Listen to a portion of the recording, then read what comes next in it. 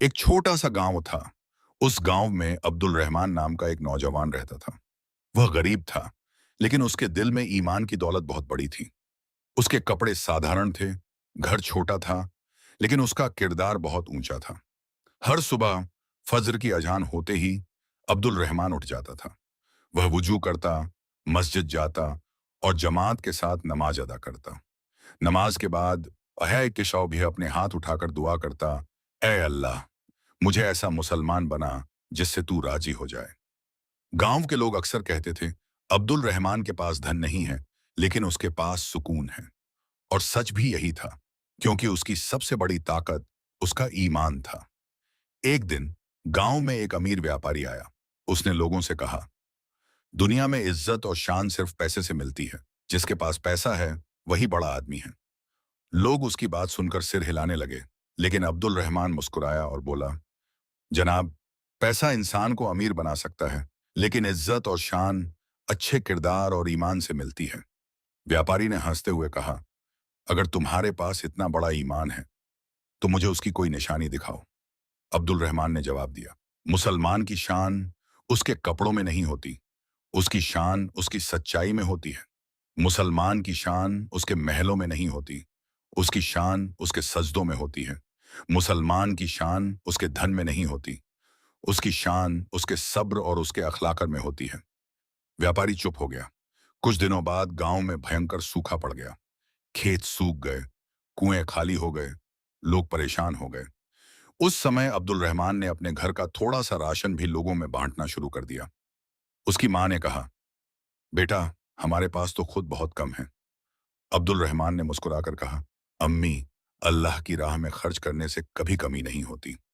धीरे धीरे गांव के दूसरे लोग भी उसकी बात से प्रभावित हुए और उन्होंने भी एक दूसरे की मदद करना शुरू कर दिया। कुछ दिनों बाद बारिश हुई, खेत फिर से हरे हो गए, लोगों के चेहरों पर मुस्कान लौट आई। उसी व्यापारी ने, जो पहले धन को सबसे बड़ी ताकत समझता था, अब्दुल रहमान के पास आकर कहा, आज मुझे समझ आया कि असली अमीरी पैसे की नहीं बल्कि दिल की होती है। अब्दुल रहमान ने कहा, मुसलमान वह है जो दूसरों के लिए आसानी पैदा करे। मुसलमान वह है जिसके हाथ और जुबान से लोग सुरक्षित रहें। मुसलमान वह है जो मुसीबत में सब्र करे और खुशी में अल्लाह का शुक्र अदा करे। व्यापारी की आंखों में आंसू आ गए। उसने कहा, आज मैंने मुसलमान की असली शान देखी है।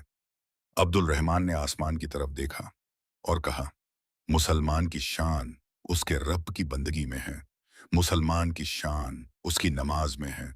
मुसलमान की शान उसके रोजे में है। मुसलमान की शान उसके अच्छे अखलाकन में है। मुसलमान की शान उसके वादे को पूरा करने में है। मुसलमान की शान उसके सच बोलने में है। समय बीतता गया। एक दिन गांव में दो लोगों के बीच बड़ा झगड़ा हो गया। लोग उन्हें रोकने की कोशिश कर रहे थे, लेकिन कोई सफल नहीं हुआ। अब्दुल रहमान उनके पास गया और बोला, भाइयों, गुस्सा शैतान की तरफ से होता है, माफ करना बहादुरों का काम है। उनमें से एक आदमी बोला, उसने मेरा दिल दुखाया है, मैं उसे कभी माफ नहीं करूंगा।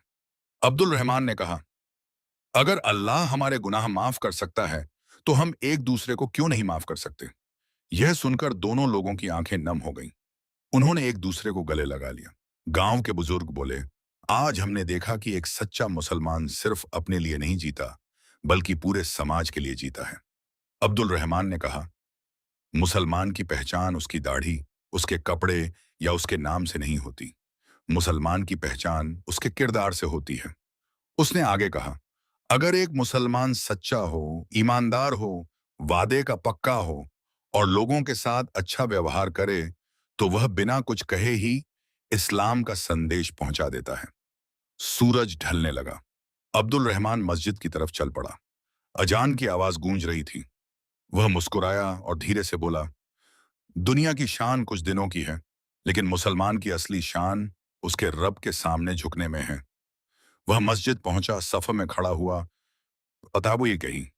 उसकी आंखों में सुकून था, उसके दिल में यकीन था और उसकी जिंदगी का मकसद साफ था, अल्लाह की बंदगी, इंसानों की भलाई और अच्छे किरदार के साथ जीना। यही मुसलमान की असली शान है। न धन, न दौलत, न ऊंचे महल, न बड़ी गाड़ियां, बल्कि ईमान, अखलाक, सब्र, शुक्र और अपने रब से मोहब्बत। जब तक मुसलमान इन चीजों को मजबूती से पकड़े रहेगा, तब तक उसकी शान दुनिया में भी रहेगी और आखिरत में भी। अल्लाह हम सबको सच्चा, नेक और अच्छा मुसलमान बनने की तौफीक अता फरमाए।